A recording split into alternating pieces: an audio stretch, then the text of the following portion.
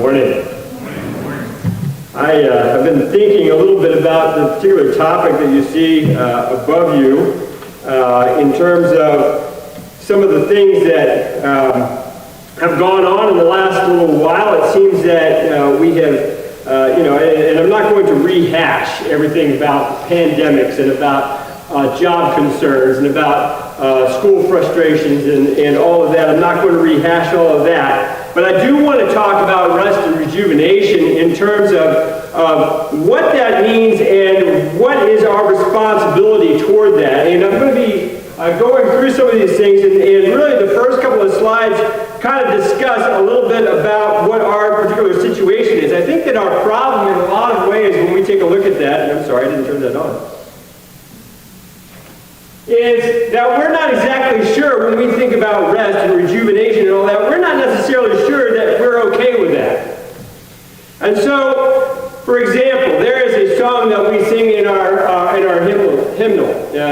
We sing it sometimes here at church, and it's "We'll Work Till Jesus Comes." That's how we know this particular song. It was written by a lady who, she was young when she died. She was 24 years old. And if you take a look at those lyrics, there's this anxiety about life, and we're not exactly sure, no one's exactly sure how she died and all of that, but we know that she died young. And as you take a look at her particular life, "O Sabbath rest, for thee I sigh, when will the moment come, when I will lay my burdens by, and I'll be gathered home, and we'll be gathered home." And every single lyric, every single verse kind of goes that way. Well, and then there's "We'll work till Jesus comes, and then we'll be carried home, and then we'll be gathered home." And so we have this dichotomy here in this particular song where the verses talk about rest and about the Sabbath and about being at home with God and that comfort that we have. And then we've got this chorus that's a little bit different. Well, guess what? There's good indication that the chorus was written by someone else. And so they took a look at this and they said, well, she's focusing too much on the rest. We need to not do that. We need to be thinking about how we're working until Jesus comes. We have popular culture, and how can we say that Benjamin Franklin is popular culture when he was born in the 1700s? But we have popular culture. Early to bed and early to rise makes a man healthy, wealthy, and wise. So we have this idea, in a sense, that rest somehow is not necessarily a good thing, that sometimes we can take a look at it and we can say, well, if there is that rest, if there's too much of that rest, then are we really doing what God wants us to do? I'm reminded of the Proverbs and about how many things are in the Proverbs. A little sleep, a little slumber, and adversity will come upon you. And all of this. One of my favorite series of passages in the Proverbs are the sluggard passages. And if we take a look at the sluggard passages, we have several of them, and it talks about sluggards and about what that is. And even the word sluggard sounds like, oh wow, that's really kind of weird. We think about it in terms of a slug, and we can think how slugs are slow and they don't really do much. In our estimation, and the word sluggard kind of sounds like that. But in Proverbs 10:26, I'm not going to read all of them. There are 14. It's mentioned 14 times in the Proverbs. But 10:26 says this: "As vinegar to the teeth and smoke to the eyes, so is a sluggard to those who send him." And I think about that, and I think that we as parents, sometimes we're in a situation where we send our kids off on a task. And it's not getting done. And we wonder, where did they go? Sometimes I involve myself in projects that I'm not necessarily sure that I should be handling. Plumbing projects or something like that. You'll be underneath the sink or something, and that cabinet is in your back, and you've got your wrench in a certain direction, and you've got your body in a certain direction trying to fit under there. And you get there and you realize, I don't have something that I need. And so I have called on my kids. Kids, can you get me da-da-da-da-da? Yeah. Kids, you can check something out on that. I need something. Can you bring me a Phillips head screwdriver? Well, what's a Phillips 12-headed screwdriver? Well, didn't we have this lesson before? Okay, it's the one that looks like the cross in the middle. Okay, it's not a flathead. It's that cross one. Okay, and then I'm still sitting there, and 5 minutes later, 10 minutes later, they're still not back. Well, in this idea, what we've got is someone who's not even trying. And so what we have here, and we can be patient with the kids to a certain extent, we can understand, well, maybe they're having a hard time finding it, maybe they're not exactly sure where it is, maybe I've sent them on a test that's a little bit more difficult than I anticipated or something like that. But the sluggard is one who's just kind of like, oh my goodness, I don't know if I want to help. And so we understand how that can be frustrating. In Proverbs chapter 26, it's another one of my favorite ones. There's actually 4 verses in a row that talks about the sluggard. And the sluggard says, there is a lion in the road, a fierce lion roaming the street. So he's not going to get out of the house. Okay? As a door turns on its hinges, so the sluggard turns on his bed. The sluggard buries his hand in the dish, but he's too lazy to bring it up to his mouth. And the imagery here, the sluggard is wiser in his own eyes than 7 men who answer discreetly. So we're not too wild about this idea of the sluggard.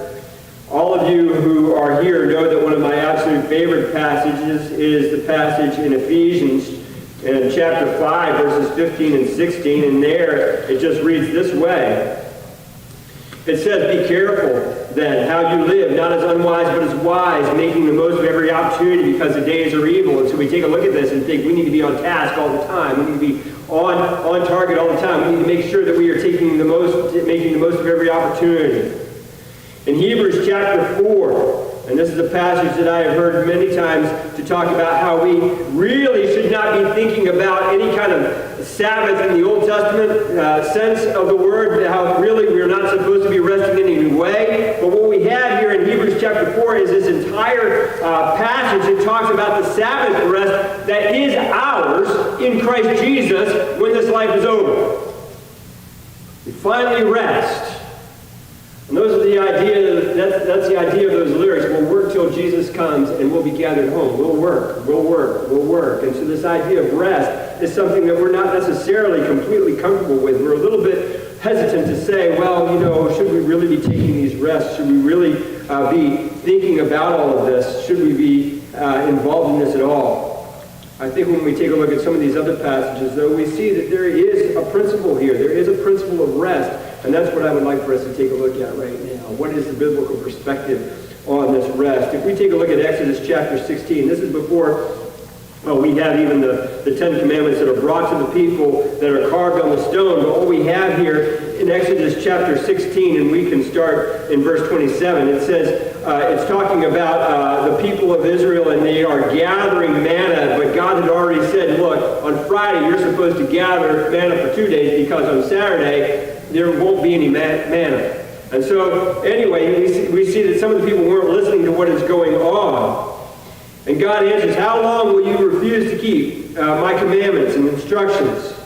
Bear in mind that the Lord has given you the Sabbath. That is why on the 6th day he gives you bread for 2 days. Everyone is to stay where he is on the 7th day. No one is to go out. So the people rested on that 7th day. We know in Exodus chapter 20, those are where the 10 Commandments are. In chapter 20, verse 8, it says, remember the Sabbath day by keeping it holy. 6 days you shall labor and do all your work, but on the 7th day it is a Sabbath to the Lord your God. On it you shall not do any work, neither you, nor your son or daughter, or your manservant or maidservant, nor your animals, nor the alien within your gates. For in 6 days the Lord made the heavens and the earth, the sea, and all that is in them, but he rested on the 7th day. Therefore the Lord blessed the Sabbath day and made it holy. And I think that what we're seeing here, it really is a theological perspective of Sabbath. Why was the Sabbath created at all? In part because God himself, in whatever way God rests, did no creation on that particular day. That was not the day that he did that. If we take a look at if we take a look at Matthew chapter 11, we have a very famous passage there. And Jesus, oftentimes, when he took a look at people and he saw how they were being treated, he made a distinction between the leaders sometimes and the people who were the common people. And he said, you know, I have compassion on these people. They are leaderless. They're like sheep without a shepherd. They need something that guides them and gives them some kind of security. But we see in chapter 11, verses 25 and following, he says this, at that time Jesus said, I praise you, Father, the Lord of heaven and earth, because you have hidden these things from the wise and learned, and revealed them to little children. Yes, Father, for this was your good pleasure. All things have been committed to me by my Father. No one knows the Son except the Father, and no one knows the Father except the Son, and those to whom the Son chooses to reveal him. And then he says this, come to me, all you who are weary and burdened, and I will give you rest. Take my yoke upon you and learn from me, for I am gentle and humble in heart, and you will find rest for your souls, for my yoke is easy and my burden is light. If we see what Jesus was even talking about to his own disciples, what we see is they are involved in several different things, and as they are going along in their work, as we see what is going on, first let me go back. I'm sorry. I want us to take a look at Mark 4, 35 through 39.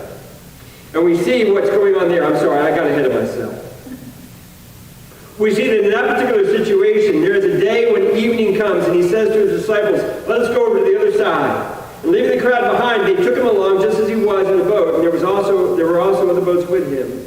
A furious squall came up, and the waves broke over the boat so that it was nearly swamped. Jesus was in the stern, sleeping on a cushion. The disciples woke him and said, Teacher, don't you care if we drown? And he got up, he rebuked the wind and said to the waves, Quiet, be still. And then the wind died down and it was completely calm. And he said to his disciples, Why are you so afraid? Do you still have no faith? They were terrified and said, What is this? Even the winds and the waves obey him. In Mark chapter 2, we see another situation, and I think that this is an important thing because we don't keep the Sabbath. We don't do that. But we see a certain principle here. In Mark chapter 2, verses 23 and following, there is one Sabbath, and Jesus is going through the grain fields, and as his disciples walk along, they begin to pick some of the heads of grain. And the Pharisees said to him, Look, why are they doing what is unlawful on the Sabbath? And he answered, Have you never read what David did when he and his companions were hungry and in need? In the days of Abiathar the high priest, he entered the house of God and ate some of the consecrated bread, which is lawful only for the priest to eat. And he also gave some to his companions. Then he said to them, The Sabbath was made for man, not man for the Sabbath. So the Son of Man is Lord, even of the Sabbath. And as we take a look at this particular principle, what we're seeing certain patterns that are emerging from this. What we're seeing is that rest is something that God says each one of us needs. It's not optional. We wear out. We get tired. And that tiredness can take many different forms. Certainly it can take physical forms. But we can also see that it takes, there are mental forms. There are mental tiredness. Sometimes there is spiritual tiredness. I wrote an article not too long ago about Elijah and about what his situation was after he had conquered the prophets of Baal in an incredible show of God's power. When God sent fire on the water-soaked altar and consumed that sacrifice on his prayers, but he ran away and he needed rest. We see that this rest that we need, sometimes it's mental, sometimes it's spiritual, sometimes it's emotional, sometimes it is physical. It's all those things. And so we see also that what God had intended was for them to follow the pattern that he himself followed. Do I believe that God was asleep? No. We know that God doesn't sleep, and we'll get to that in a second. But we do see that God's creative, what do we call it? We call it genius. That seems a little bit too human. In all of his creation and in all that he does, he stepped back and he said, okay, I'm done. And we also find that the Sabbath was made for people because we need it. We need those moments of rest. If we take a look at the purpose of what these times of rest are, we see that there is really a time and a need for rest. If we take a look at Mark chapter 6, and this is where I was going with this when I got ahead of myself. I had moved it around. So in Mark chapter 6, what we have here is we have the disciples. They are going out and they are working and they are doing all sorts of great works. They're driving out demons. They are anointing the sick and they are being healed. And the apostles, those that he sent out, are doing all of these things. And they return to Jesus in verse 30. It says that they gathered around Jesus and reported to him all they had done and taught. Then, because so many people were coming and going that they did not even have a chance to eat, Jesus said to them, "Come with me by yourselves to a quiet place and get some rest." Rest is needful. The purpose of that withdrawal is rest. Now, I want us to understand something here, and I don't want us to. We're always walking a fine line here. Were the apostles involved in good work? Yeah, they were involved in good work. They were casting out demons. They were healing the sick, and they were preaching the good news of Jesus coming. But Jesus calls them and says, "You need some rest. You need some rest. So make sure you get that." We also see that there is a time of refreshing when we are talking about the rest that God offers. If we take a look at Exodus chapter 23. I'm all over the place today. I do apologize. It's sometimes a little bit hard to follow on this. But when we see all this, what we see here is that we have a situation where where God is laying out these Sabbath laws. And he even talks about the fact that every seventh year is to be a Sabbath rest for the land, for the crops, for all of that. We see that. But we see in chapter 23, verse 12 of Exodus, 6 days do your work, but on the seventh day do not work, so that your ox and your donkey may rest, and the slave born in your household and the alien as well may be refreshed. It's a time of refreshment. It's a time of rejuvenation. I like the word recreation.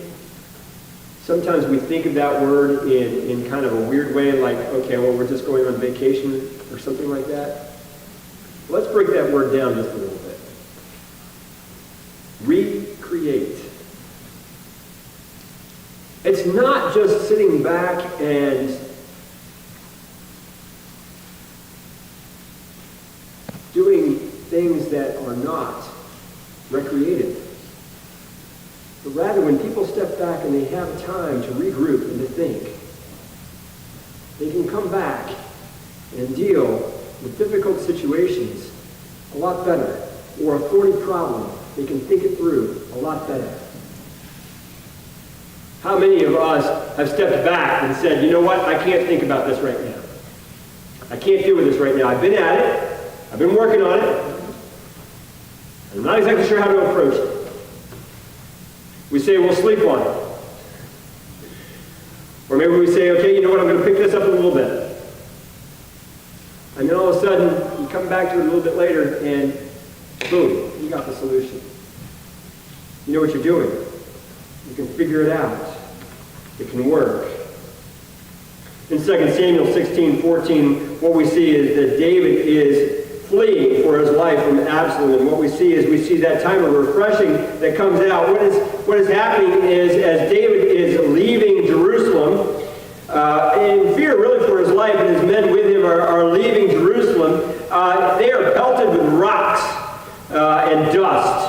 As Abishai, who is somebody who is an enemy of the line of David, he goes and he just absolutely abuses David the entire way. And finally what we have is that they continue on the road. This is 16:13. They continued along the road while Shemaiah was going along the hillside opposite him, cursing as he went and throwing stones at him and showering him with dirt. The king and all the people with him arrived at their destination exhausted. What did he do? Refreshed himself. What he did. Take time. Restop. Rethink. think that the other thing that rest does is that it reminds us. And I just want to read this passage. I don't want to give too much away before we read it. But in Psalm 121, we're just going to read that entire psalm. And it says, I lift up my eyes to the hills. Where does my help come from? My help comes from the Lord, the maker of heaven and earth. He will not let your foot slip. He who watches over you will not slumber. Indeed, he who watches over Israel will neither slumber nor sleep. The Lord watches over you. The Lord is your shade at your right hand, and the sun will not harm you by day, nor the moon by night. The Lord will keep you from all harm. He will watch over your life. The Lord will watch over your coming and your going, both now and forevermore. I don't know about you, but sometimes I resent having to sleep.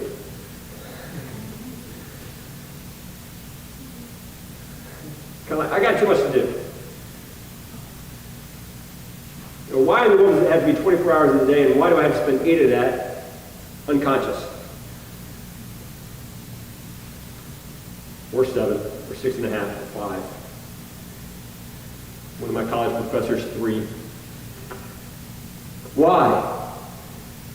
I think what it does is that it reminds us that God is in control. Every single night, we put that down. And we say, okay, God, I don't know what's going to happen in the 8 hours that I'm just unconscious, but I trust that you have this. I trust that you have what happened in this day, and I trust that you have what is coming tomorrow. And we can rise up knowing that the God that we serve does not slumber nor sleep, but rather watches over us, and the sun does not harm us by day nor the moon by night, because we serve a God who is watching over us and making sure that we're okay. And I think that one of the reasons, one of the purposes that God tells us to rest is because he wants to get it firmly entrenched in our minds that he is the one in control.